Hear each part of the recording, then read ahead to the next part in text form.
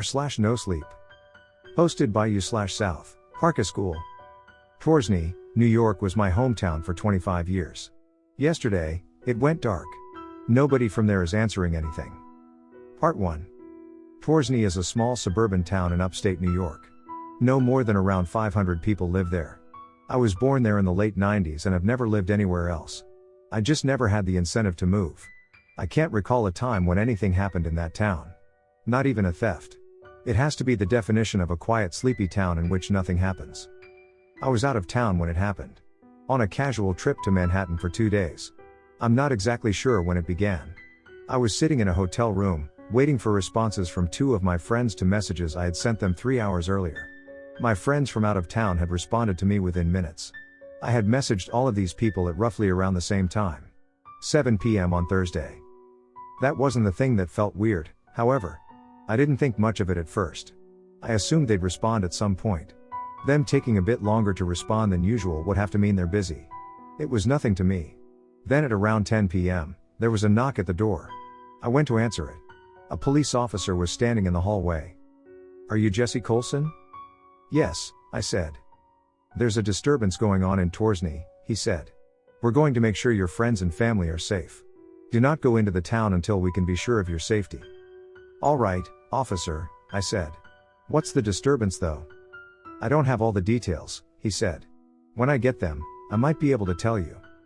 He walked away and I shut the door. The idea shook my nerves. But of course, if they stayed safe, whatever was happening wouldn't get to them. But I didn't know what was happening. I couldn't assume anything. Was there a way the police had no details to give? Maybe a few officers didn't have any details, but the ones in the town had to have them. There's no way most officers were without details on what was happening if they're telling me to stay out of town until it's taken care of. I got back into bed and did a Google search for Torsney, New York to get updates on the situation. When I looked under the news section, there was nothing, let alone anything about any situation going on in the town. That's when I realized my friends and family from Torsney hadn't gotten back to me. I messaged them again. All of them. I asked them what was happening and if they were safe. There was no immediate response. I assumed they were busy making sure they were safe and distracted myself to ease the anxiety. I couldn't distract myself for long. The itch of worry became irresistible. I couldn't bear anything terrible happening to my friends. Not knowing what was happening was even worse. If the situation was dire enough to warrant not visiting the town, there'd have to be something about the situation somewhere. I checked every social media app I had, searching for any comments or videos about the situation in the town. There were no tweets about it from anybody who lived in the town. Not even from the mayor of the town, whose latest tweet was from earlier in the afternoon. There were no TikTok videos of the situation from anywhere within the town, let alone any TikTok videos from or about the town from any time in the past. There weren't any videos about the situation on the accounts of anybody who lived there. That of course includes the friends I have who live there. All of whom have TikTok accounts. Then I checked YouTube. I did a search for Torsney, New York and sorted the results by the past 24 hours. There was a video with only 2 views. Amongst all the unrelated videos with 0 to 100 views that popped up. It was titled Upstate Drone Capture. In the thumbnail was an aerial shot of a wide area that included a town. I recognized the town, along with a line of hills behind it. It was Torsney. I selected the video. The town looked normal from above and afar in the thumbnail. If the situation was as bad as I felt was implied, it would be visible in some way at some point in the video. According to the description, the video was taken that afternoon. I skipped through it until I found a part my town was visible in. I stared at the screen, waiting for something to happen. The drone never got close to Torsney. It just hovered around above the neighboring town. The only thing I can say happened was that at multiple points, a flock of birds flew away from the town. That was it. It was nothing. Nothing visibly happened within the town at all. At least not at that hour. The hour my friends would have responded to my messages in, based on the usual amount of time it takes for them to respond to my messages. The reason I'm explaining this is because I found the lack of information to be quite dreadful. I felt cold thinking about it. Nobody from the town was saying anything.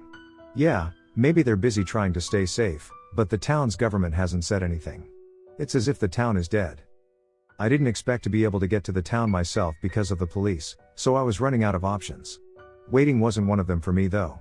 I was getting colder by the hour. I messaged my friends again. Jack and Sam. I asked them both the same burning question.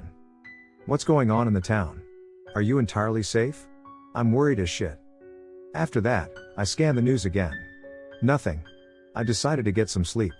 After all, I was exhausted. There had to be something in the morning, right? The next morning, I woke up to the bright shine of sunlight. As I got up, I turned my phone screen on. Hopefully, I had at least one message. A rush of emptiness filled me when I saw a screen with no notifications displayed on it. I checked the same things frantically. Everything was the exact same as they were last night. After eating breakfast, there was a knock on my door. When I looked through the eye hole, I saw a man. At first, he looked normal. Long sleeve t-shirt, blue jeans, black hair. Then I caught his glare. It was foreboding. Invasive. His eyes looked off in general, in fact. His pupils were an odd color I can only describe a tiny bit for some reason. It was like a yellow with the energy of the darkness of blue. At the same time, it felt as if his eyes were dark abysses. Not never-ending though. More like things wanted to jump out at me. His glare and everything about his eyes sent shivers down my spine. I phoned service and asked them if they sent somebody up. I told them about the man. They told me they hadn't sent anybody up. I looked through the hole again. He was still there. With his glare almost frozen at the expression it was at before. After about a minute, I heard footsteps coming towards the door. A woman spoke. "Hey," the woman said in a stern tone. I watched as the man walked away. The lady walked by, asking him to identify himself. With that, I shifted my focus back onto Torsney. The police hadn't returned, but I assumed that if the situation wasn't big enough to make the news, it was probably over. I checked my messages again. Still nothing. That's it, I said to myself. I walked out to my car. Maybe it was the coffee, but I didn't care much about what the police might do if they were guarding the town.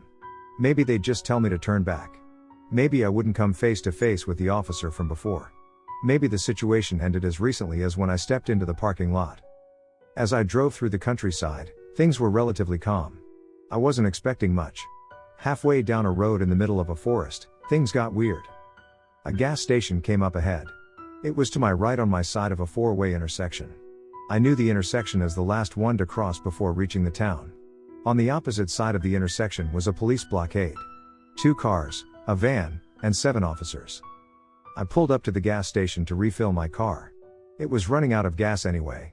After that quick business was done, I climbed back into my car and contemplated what I was going to do next. If the situation was bad enough for a blockade, then it was still in progress.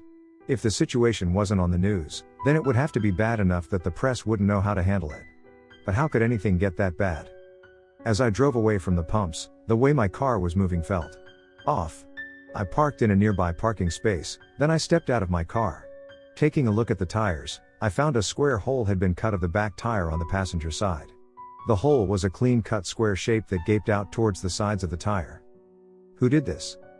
The sensation of somebody staring at me hit the back of my head. I glanced to my right, towards the bushes and trees across the street. The man with bulging yellow-blue eyes was standing in front of one of the bushes.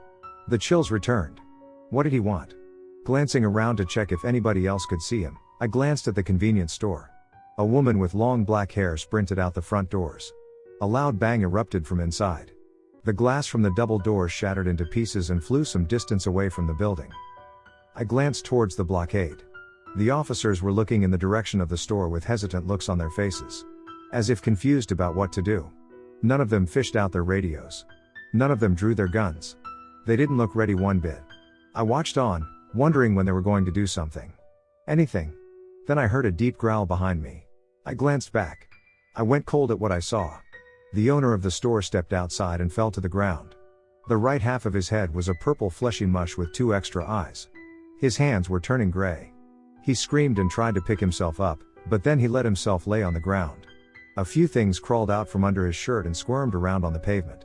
I can't even begin to describe what they looked like without being choked with dread just thinking about them. What the hell? I glanced at the officers across the intersection. They had the same horrified expressions on each of their faces. The one on the far right took out their radio and spoke into it. The man with bulging eyes rushed over and jumped him. The other officers took a step back. Each of their eyes widened as they looked on. However, not one of them pulled out their guns. Was there some sort of deal between the officers and somebody else to not act at all? The officer's radio fell to the ground. The man let him go just to crush the radio to pieces. The officer picked himself back up and reached for his own gun, Then the man kicked him with what had to be the hardest kick I've ever seen. He flew about 30 to 40 feet and rolled across the muddy/grassy ground. I never thought a kick could be strong enough to push a human that far. The officer let out a painful grunt. The other officers quickly exchanged looks with each other. As the inhuman man walked up to the hurt officer and grabbed him by the neck, the officer standing nearest pulled out his own gun. The man dragged the hurt officer into the bushes while the officer standing by aimed his gun. He fired in the man's direction, but a hole was put through his own neck. He shrieked, fell to the ground and struggled. A few more seconds passed before the kidnapped officer let out a chilling animalistic scream from somewhere deep in the bushes. What was that thing? It didn't act in a way a human could possibly act. It seemed like an exaggeration of a human. At least in terms of strength. As I stared in horror, something caught my eye. On the road in between the forest and the gas station, huge swarms of tiny things, like groups of bugs, were moving across the street, towards the gas station. It was like they were escaping something. Jumping ship. The chills intensified. This isn't better than I thought it would be. I stood up. I had to get back in my car and drive wherever necessary. Away from this mess. Even with a flat tire. However, a woman was sprinting towards me. Her speed was inhuman. I barely turned my head before she reached the car. Her eyes were bulging. They too included the mysterious yellow-blue color I was sure didn't exist. She pulled out a device and placed it on the trunk. I wanted to ask her what was going on, but she sprinted back in the direction she came. The device on the car began to blink. "Get away from the car," one of the blockade officers yelled. I turned around and sprinted to the far side of the gas station lot. At that point, the store owner was frozen in one spot. His skin was now a deep gray color. His hands had melted into the pavement, appearing unrecognizable to what they once were. As I ran past him, a loud bang hit my eardrums. When I got to the other side of the lot, I stopped. I looked back and noticed my car was flaming. Great. I'm typing this while keeping watch of my surroundings. A red minivan drove up the road and the police officers at the blockade signaled them to turn around. They backed up and drove into the lot. They parked, then out came a man with dark hair and a well-groomed beard. He looked similar to my neighbor, Frank. I read the license plate on the car. It was Frank. He had a look of surprise as he looked in my direction. "Jesse?" "Frank. Yeah. It's me. Are you trying to get into town too?" I summarized the situation up until now, then I asked him if he knew why it was happening. "No, I just wanted to get back home. It's like the town is just missing. No one's picking up my calls." He went on to explain a man with bulgy eyes was following him half of the way to town, and he could feel the man staring at him. The feeling disappeared whenever he entered a crowded place, then it would come back when he was alone again. Great. He was being stalked too. He asked about me. I explained my situation the best I could. Frank was pale by the time I finished. What's going on, man?" Frank took out his phone. I went back to typing this. As I typed, Frank screamed. I glanced up. The stalker and the woman were dragging him by the head and throat. He got dragged across the street and into the trees. The pit of dread grew. What did they want? What should I do next? I could run the other way, but going by what Frank said, along with the way police were acting. If I called the police on the stalker, they'd report it and soon they'd just tell me not to go near it or something. The stalker would probably disappear before any officers who didn't know this was happening could find it. Me reporting while in close vicinity of a stalker could get me kidnapped by one or two, based on what I saw. I'm avoiding that. The fact they want to be hidden so badly fills me with dread. Oh, and one extra thing I noticed was that the taller trees beyond the blockade stood still while the others swayed around whenever the wind picked up. Not sure what that's about. I need time to comprehend this whole thing. Posted by you/SouthParkiscool. My hometown of Torsney went dark. Update, Part 2. I wouldn't stay in a dangerous situation for long. No one would. They couldn't. Me neither. I had to leave. I had to run away from the scene. I sped down the road, away from the intersection of hell. That's when I felt it watching me. Somehow, I knew what was watching me. I committed to calling it a stalker at that point. It was as if it was telling me it was watching me, but telepathically. It was one of those things where you only know it when you experience it. The sensation of the abyss of bulging eyes hit my neck and gave me the ultimate dread. When I got a good distance away, I phoned a taxi. I had to get back to the hotel and figure the whole thing out. Right after I got back to my hotel room, I googled anything I could that had to do with the stuff I saw at the gas station when I was attempting to get into town. Creepy people with bulging eyes, creepy men with bluish yellow eyes, and because I was so confused about the color itself, I searched for bluish yellow. I finished it off by searching town-wide loss of communication for anything that could point to why Torsney went dark. All that came up was stuff about psychopaths, maybe? But if so, these psychopaths were different. I did look extra deep and found a couple obscure recounts of similar things. Only one mentioned never seeing their family again all of a sudden. I reached out to them via DM, explaining everything about my situation and asking if theirs was similar, so-called forbidden colors, although I took note of the fact most people are unable to see the colors. That had to mean something, right? I could see the colors. I didn't have to stare at two white plus signs on images of the colors blue and yellow, and communication between people. Like, just talking and stuff. Then I used quotation marks. Mysterious disappearances came up. None of which involved towns going dark and becoming inaccessible. 4 hours later, I got a reply from the person I DM'd. This is what it read. It's kinda fuzzy now, but the guy looked normal aside from his eyes. And yeah, his eyes were a weird color too, but the color was magenta. I don't know much about the town my family lived in. My family was the only reason I ever paid a visit. They just stopped answering everything one day. When I eventually drove up to their house, I saw that their cars were parked in their driveway. I knocked on their door, but no one answered. It didn't look like they were home at all going by the inside of their house. Nothing was on, I didn't see anybody, and I knocked again and again but still. No one answered. Looking back, there was an odd quietness to the town that day. And the trees would barely move in the wind, which I found odd. Hopefully you find your friends soon and can get back to your home. Weird eyes? Trees would barely move in the wind? Their situation had to be a similar one at best. Odd silence and nobody around? If that same thing was happening in Torsney, it would explain nobody from the town answering anything after I messaged them. But if people did just disappear, where did they disappear to? How could they possibly disappear into thin air? The idea of people just not existing anymore didn't sit well with me. What would even make them vanish in the first place if that's the case? No matter what theory could be posed, their message was no confirmation. According to their original post, their town was a small town in Wyoming and the last time they met with their family was in 2017. The time they went to visit their family but the town was dead silent was 6 months after the last normal visit. That would still be about 5 years ago. I guess that means that if the two events are connected, whatever this thing is has been going on for some time now. After a while of messaging friends from outside of Torsney, asking them if they knew anything. Then them responding with a no. There was a knock at the door. Assuming it was an employee, rather than another weird man, I got up and answered it without hesitation. It was my friend Jack. He had multiple bruises and a 1,000-yard stare that felt like it went far beyond me. "Jesse? You're okay," he said. "Yeah, are you? You went completely dark," I said. "Yeah." Couldn't respond to anything. "I need to get out of the view of the hallway, bro," he said with a panicked expression on his face. I knew him. He wasn't bad news. I let him. I peeked down both ends of the hallway, not noticing anybody standing out there. I peeked my head back in and shut the door. Jack sat at the end of my bed, staring aimlessly at the wall in front of him. "What happened to you?" I asked. "If you're comfortable telling me." Jack looked straight into my eyes, then he looked away. "Torsney is far gone," he said. "What do you mean?" I asked. "I mean, you'd have to be there to know," he said. "It's unfortunate. Crazy. I can't describe it. Weird. Not ordinary." "Why isn't anyone allowed to communicate?" I asked. He grunted. He looked around until his face began to take on a red hue.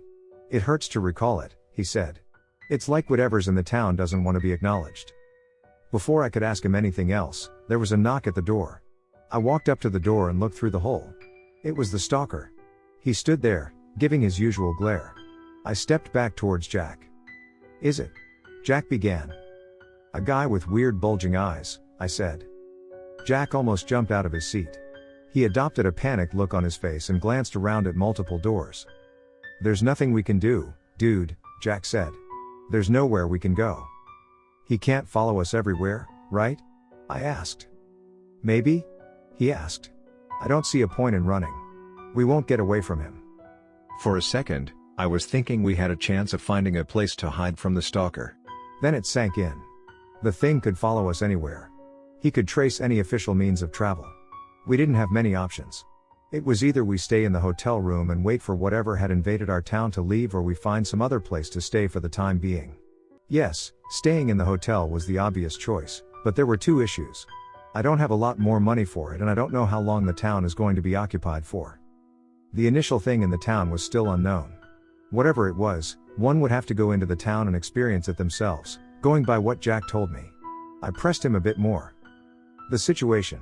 What is it actually being caused by specifically? I asked. I don't know, Jack said. It just happened. And it's weird. Jack's panicked and thousand-yard expressions gave me the creeps. Not to judge him for feeling whatever he was feeling. He had clearly been through something. Something strange. Jack remained silent for the following hour. He alternated between covering his face with his hands and sighing, all while sitting in one spot. I paced around, confused as to what to do or where to go next. I had nowhere else to go, and my other friends didn't have enough room to let me stay going by the way they lived. There was a knock at the door. I looked through the hole. The stalker was still standing there. The head of another stalker was partly visible as well. Great, there's one for Jack too. I began to wonder what would happen once Jack and I had to check out of the hotel. Would the stalker eventually capture us? Why didn't it capture me when I reported it earlier? Was it because I was in a public place? I paced around, pondering these questions. The weight of the situation was heavy. At one point, my phone vibrated. I checked and saw I had an email notification. I opened it. The email was from a man named Charlie. He asked me if I was from Torsney and told me he wanted to investigate the town. He explained he specialized in this type of thing and pointed out the fact the town was dark because people are being forced to keep quiet, including the police. Jack and I were the only Torsney citizens he could find, and the thing that infiltrated our town only showed its presence to citizens of Torsney. He gave me a meeting spot 1 mile away from the town and asked my friend to come along with him. I asked him how I could trust him, expecting a short prompt to just go through with it. But instead, he told me he was the only one other than a Torsney civilian and a local officer that knew something was going on in the town. I told Jack about the emails. His facial expression didn't change from the terrified and confused look, but he raised an eyebrow and told me he agreed to meet Charlie with me. Before we walked out of the hotel room, I looked through the hole. To my relief, the stalker wasn't there. I opened the door, peeking down both ends of the hallway. Nobody was down either end. Jack and I walked out to Jack's car, glancing all over.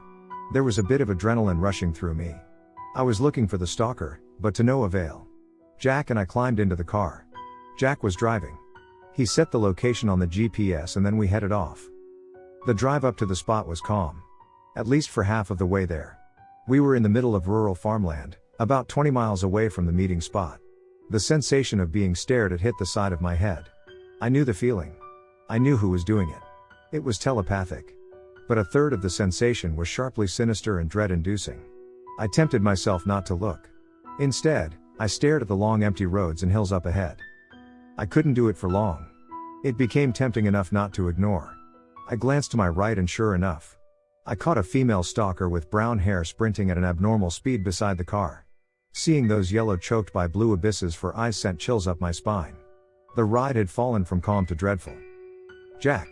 It's beside. Yeah. I see it. SP speed up. Jack brought the car up to the speed limit. That was when I peeked out the window. Luckily, the stalker wasn't catching up. He wasn't beside the car anymore. However, the numbing sensation of being stared at had moved to my neck. Jack just kept driving. I adjusted my position to relieve myself from the sensation. When we arrived, I spotted a man standing in a small open patch of grass on the side of the road. He wore what looked like a police suit, but it was without any markings. He himself looked to be in his 20s, which seemed pretty young. But I wasn't ready to judge. We pulled up in front of him and climbed out of the car. We greeted him and explained who we were. He explained that we've seen enough weird stuff to believe what he had to tell us. He explained there's a being that has occupied the entirety of Torsney. It's an unknown being that only shows itself to citizens of the towns it occupies.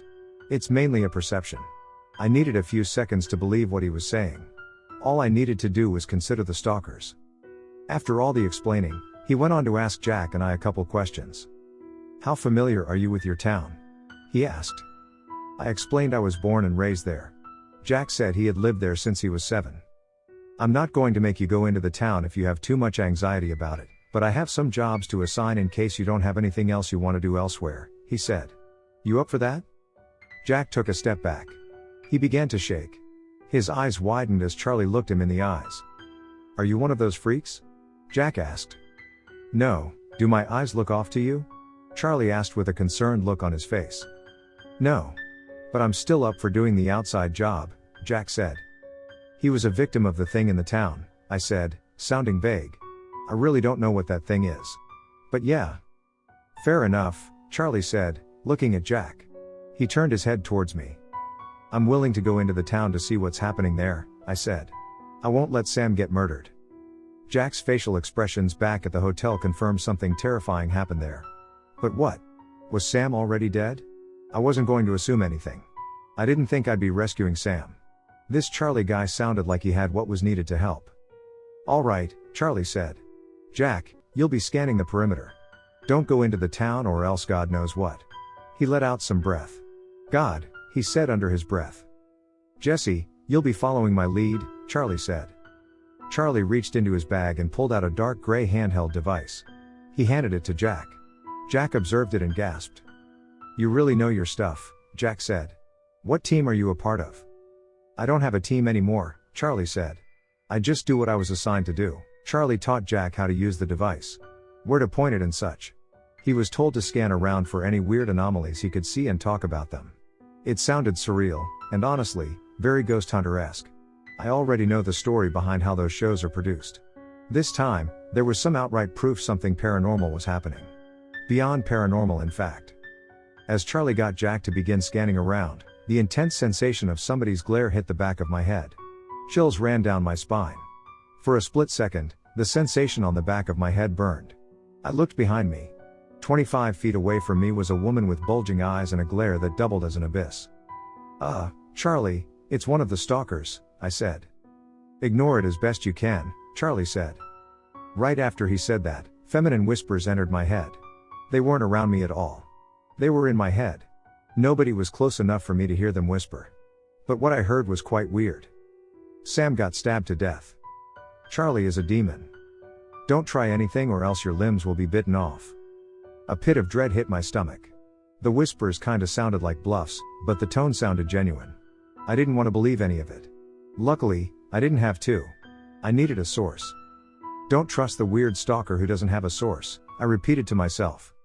It didn't stop the chills, but I wanted to focus more on Sam anyway. "Charlie, did you know they whispered into your brain?" I asked. "Yeah. They did that to me before," Charlie said. "They need to know their telepathic games don't work on everyone." It was like a persuasion to not go into the town. In fact, that's what I then decided to assume it was. Mostly just to keep myself passionate about saving my friend. More of the stalker's words began to invade my head. "You're pathetic. One of your friends told me something bad about you. She was trying to tear me down with stuff a grade schooler would say." I did still have some anxiety, but I had learned to keep the social anxieties at bay. And how was that supposed to persuade me to not go help Sam? As I acknowledged those things, the woman's tone got fierce. "Have you ever tasted blood and pieces of your tongue in your mouth?" This was abrupt. My tongue kinda hurt after hearing that. But it was just a question. An idea. Though I checked to make sure my tongue wasn't in pieces. Of course, it wasn't. If alternate dimensions are real, there are versions of you who are being tested on by tentacle-headed humanoids in underground labs. This didn't bother me as much, but it was chilling to imagine being tortured and feeling excruciating pain right now in some alternate dimension. If alternate dimensions even exist. A guy is strapped to a chair and gets spiders funneled into his mouth. I imagine that one out of pure habit. Even taking my focus off of it and forcing myself to focus on my friends, the image of dozens of tiny legs jumbling around in a tube gave me chills. I didn't want any more of this telepathic harassment. Considering it was just a bunch of ideas, I was able to ignore them for the moment. The visuals, however, may end up sticking. But there was something more important going on. I forced myself to think about Sam. Charlie gave Jack a pat on the back, then Jack began walking around with the scanner. Charlie began to step towards me, but before he did anything else, a gunshot rang out behind me. Followed by an older woman's scream. The whispers stopped. Charlie looked to his right with widened eyes. I followed his eyes and glanced behind me. The stalker stood still, continuing to stare at me. Directly across the road, screams were echoing from a woman who was rolling around in the grass. Charlie sprinted across the road without hesitation. "Shooting those things doesn't work," Charlie said. They're able to deflect bullets with their own skin. If only I knew that before. The woman shrieked. At least you missed the heart, Charlie said. Call the damn ambulance. She shrieked. All I'm going to say is that she shot herself, Charlie said. Don't kill me or Jesse. The sight and sounds choked my conscience. I couldn't bear them. I glanced back at the telepathic stalker. Was this going to end soon? As the ambulance arrived, the stalker sprinted into the trees. After the lady was put in the ambulance, Charlie sprinted back to me with a look of urgency on his face. We don't have much time now, he said, stopping a few feet away from me. What's going to happen now? I asked. I'm going to help the paramedics and make sure believable information comes out, Charlie said. It's something I can do while you are in the town. What did you mean exactly when you said the being was invisible in every way? I asked. Wouldn't you be able to detect it? Yes, Charlie said. That's the reason I know it's here. Surely you know what it might be in some way? I said. Like a theory. Especially since you can track some of it. Nope, Charlie said. All I could do was track it with professional gear and detect all the stuff I needed to detect in order to know the being was there at the moment. Has it ever affected your town? I asked. No, Charlie said.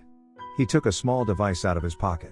A round, almost flat metal-looking dark brown object with black lines etched all over it. It was the size of his palm. Just go and take this in with you. I took the device. It was a bit heavier than I expected it to be. It had a smooth, warm texture that felt slightly euphoric. Is this like? What is this? This is essentially poison for this thing, Charlie said, taking a quick glance at the ambulance. You just have to get the being to reveal itself, then drop the device on the ground. So it's easier than I thought then? I asked. It took me a second to realize it sounded like he was about to continue his sentence, but I had cut him off. No, he said. You have to get everybody else, including you, out of the being's reach before dropping the device. How was I going to do that? I asked him and he told me to tell them to imagine the town crumbling. But in many different ways. Apparently if they imagined it deep enough, to the point their brains would begin to create the slightest sensation, the being holding the town would feel an energy 10 times more intense than each of the sensations combined, choking it to uselessness. It seemed odd. Why would that work? Of course, I didn't specialize in this kind of thing. So you think I'm able to rescue 500 people on my own? I asked. Well, the population of the town probably dropped to around 200 by now, Charlie said. Well, that sent a cold chill straight through me. So the rest might die too? I asked. Hopefully, I wasn't about to get the worst answer. No, this thing needs something to feed on, Charlie said. I was feeling a mixture of dread, stress, coldness, and slight relief all at once by that point. I was about to find out what this supposed thing was all about. Anytime the dread piled up, I remembered Sam. The fun we had. The silly stuff. The awesome stuff. All of it was nostalgic. It helped to think about it. It didn't fix it, but it wasn't supposed to anyway. I was grateful this random dude had arrived out of the blue to help.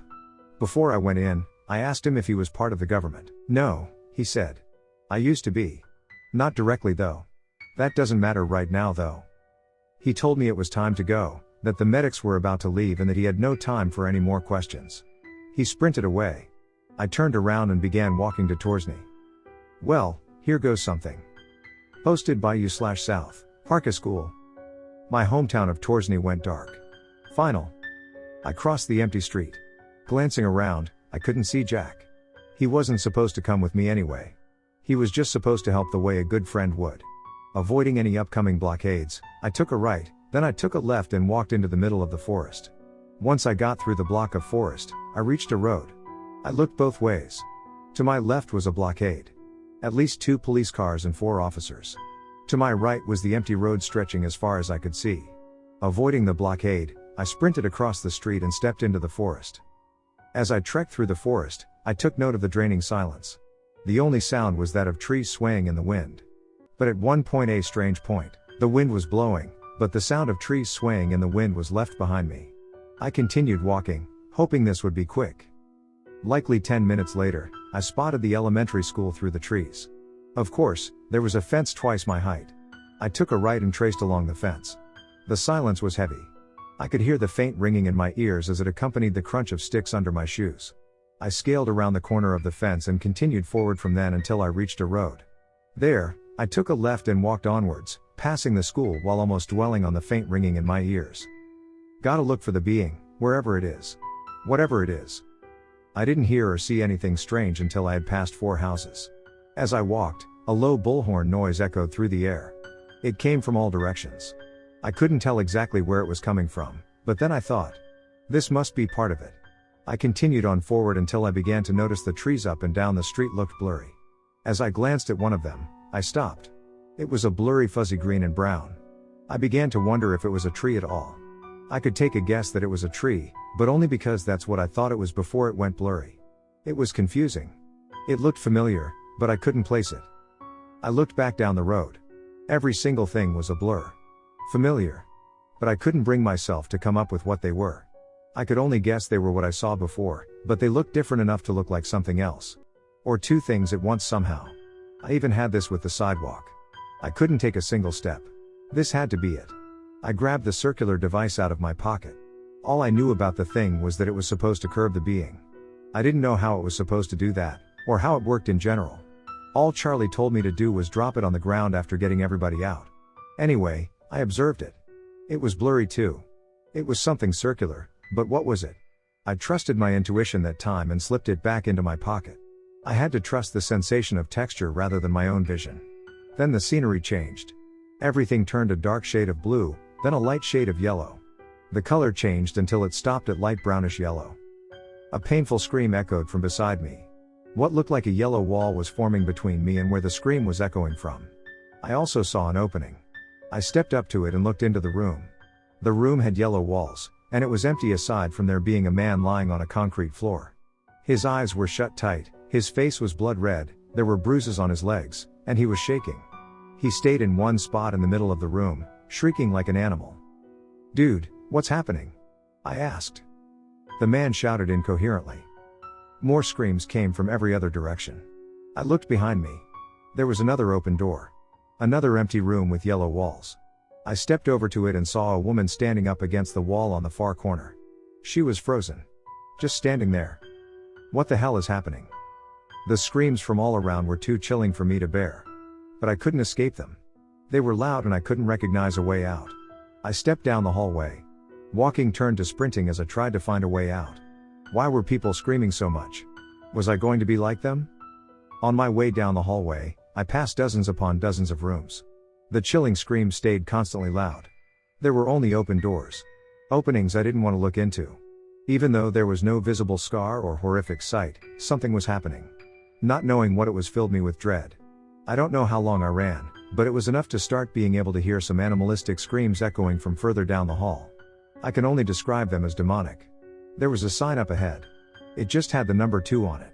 Much further down the hall was a moving cloud of fog. What looked like people crawling out of the fog were pulled back in. There was a sign ahead of that too. I wasn't going over there. Nope, I was confused as to how I was supposed to get any of these people to listen to me. That was besides going up to them and bearing their persuading screams. All while the craziest, creepiest, most unlikely ideas about what might be happening to them flooded my head. I didn't know if it was me doing that or if the being was pushing more chilling thoughts into my head. As I ran, something blurry slammed me in the face. I fell to the ground and looked at my surroundings. All that was around me were yellow walls. I was laying on a cold cracked concrete floor. Before I could pick myself up, images of mangled faces, ape-tiger hybrid creatures cornering people in warehouses, people falling off of bridges, etc. flooded my brain. These weren't just images though. I could feel everything the imagined people were feeling. Excruciating sharp pain on every part of the body. Adrenaline. General terror. Sometimes the pain was prolonged. Other times the pain was a sudden stab straight through every sense at once. The worst part of it was, I knew these people. Some were my neighbors. One of them was Sam. I felt them. I felt the worst pain imaginable. It was theirs. It was surreal to feel the pain of good neighbors and my good friend. I struggled and stared at the exit. However, it was as if I couldn't move. With every imagined scenario, I felt as if I had to stay in one spot and imagine it. I brought up a different thought, but it was interrupted by an abrupt thought about a bear with sharp appendages and a human head chasing me down a trail in a forest. It went on for what felt like an hour before I was able to take at least one mental step up and imagine some destructive stuff happening to the town like Charlie told me to do.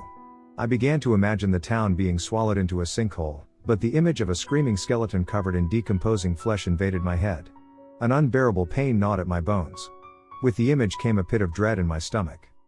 I tried again, but another image popped up. It was of me walking down the hallway at night.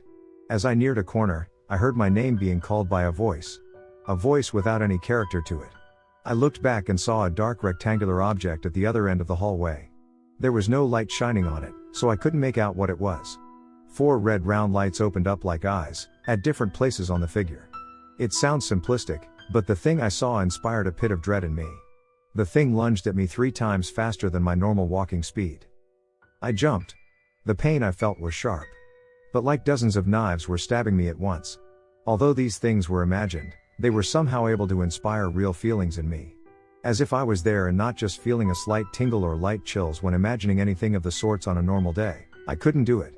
I could only think about the stuff the being was stuffing into my head.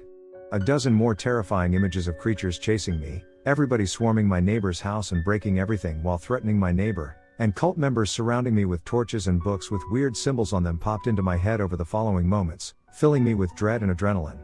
It felt as if the imagined scenarios were warnings. They were too vivid to be my own imagination. There was another source of dread though. It came from me being unable to move. I had become like the others. What did this being want? Why did it need us to be scared and in pain? Why did the pain have to be real?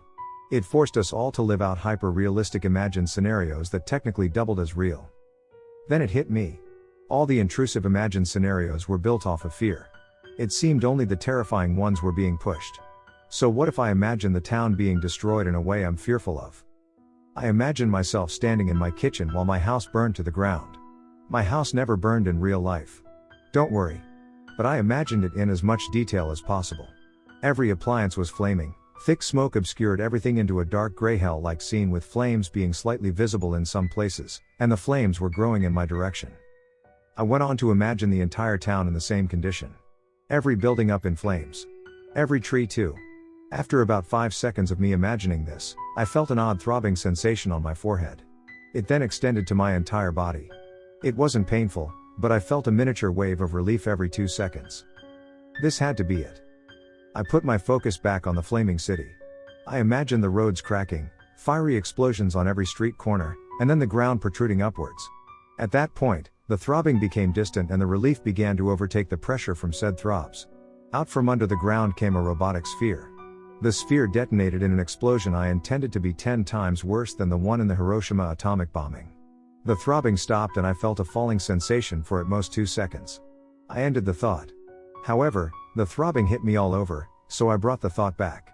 Especially the intention. And I held it. The throbbing dissipated. I was laying on the floor of the yellow room. It began to blur. I picked myself up and walked into the hallway. The blurring of everything obscured my sense of direction. I was leaving the shithole. But I still needed to do the task at hand. I warned the person in the next room over to imagine their worst environmental fear happening within the town. By this time, the person in the room had become blurred and unrecognizable. The sight was chilling. You'd have to be there to know how uncanny they looked. I imagined them standing in the parking lot of the Torsney library. I decided the library was hit with an asteroid. The blurred person screamed. I rewound the scene. The blurred person is standing in front of the library while it's up in flames. Parts of the building crumble. Then I imagine the entire town up in flames again, but with every building collapsing and the parts of the town away from the library sinking into a fiery abyss. The blurred person had defined facial features again. The outline of their clothes was made clear as well. I didn't have time to speak to them. I rushed to the next room. Only issue was everything around me had become a yellowish white blur. I attempted to use the technique to stay in a lucid dream, assuming it would work inside the being's perceptive reality. Everything had become a white blur. I felt I was slipping. I imagined everyone I knew and have at least seen the appearance of before standing on the property of Torsney Elementary School. I imagined the same thing I had imagined previously. While holding the thought, I remembered the device. I pulled it out of my pocket and dropped it. I hoped I could get everyone in time, but there was no way I could. I didn't know everybody from Torsney. Maybe I could recall some of the screams? I recalled the screams. I imagined them surrounding the town. Every house exploded. Maybe I couldn't get everyone, but I was the last one who wasn't a victim of the being. Until I was captured by it. I was brought out of my mindset by a change in scenery. The sidewalk. Trees. Houses. Partly cloudy sky. It was all back. It was all clear. Outlines. Colors. Everything. A man was standing a few feet away from me. His eyes were wide open. He glanced around at everything in our vicinity and his expression pulled back. Another 2 people stood across the street, glancing all over as well. It was a silent walk back outside of town. People were back, the trees moved with the wind, the police blockade was gone. I found Jack's car in the spot it was left in before I went into the town. I looked around. Jack wasn't in sight. Nobody was. I messaged Jack and waited an hour for a response. But it wasn't even read. I had the heavy feeling that everybody knew what had happened. But I had no evidence of it. I checked the news, but it was the same stuff as usual. Nothing about Torsney. The world didn't know what happened at all. It was isolating. But the entire situation was over. My phone vibrated. I checked and saw a message from Sam, asking if I was okay. I told him yes, then I asked him if he was okay. It was a short conversation, but I didn't want to talk about what happened all that much. So this may have sounded brief. It wasn't. I was relieved Sam was okay. Okay, so some investigators spoke to me, asking about what happened. I told them everything. They told me the being that invaded my town, which they referred to as the anti-communication anomaly, was gone. No more slight traces of it could be found. I learned a couple more things about it, such as though the being was mainly a perception, it manipulated reality. Like a shapeshifter. It wasn't a vision, really. I also learned the government's only source for what the anomaly does to people is the witness reports they've gotten from those captured by it. Other than that, they haven't been able to get any information. They elaborated, telling me they tried to get a live stream into the town while investigating, but the stream cut off. It cut off with each attempt too. Then they observed from afar 5 agents they sent out being captured by people with weird eyes. Then they mentioned finding dead bodies with weird-looking eyes and that they're theorizing the anomaly being gone rendered them lifeless. Then they told me Jack was missing, along with about 100 people. Only 95 people ended up reappearing. The pit of dread returned. I asked them if they knew exactly what made those people go missing. What they said chilled me to my core. When the anomaly disappeared, it either ran away and took those who were still stuck inside its reality with it, or it stopped existing and the people who were still stuck inside its reality stopped existing as well. A cold sensation washed over me. How could anyone just disappear like that? Stop existing? Their atoms had to go somewhere. The idea hurt my brain. I didn't even know Jack would have gone missing. Of course, he could have gone missing for some other reason, but I couldn't escape the chilling idea that I may have inadvertently ended his existence. However, ending someone's existence would even work. The rest of the conversation was smooth. It didn't last for more than half an hour at most. The last thing the investigators told me was that I can only refer to them as investigators if I ever brought my situation up to anyone, including those who experienced the same thing. They noted the being isn't supposed to be known about by the general public yet. I need to distract myself for a while. I'm not living this down. This came out of nowhere and I don't know whether or not it will happen again. I don't know why the anomaly had to do what it did. In fact, I don't even want to know. I'm not going to try to find out. Maybe someone else will. Not me. It's too freakish.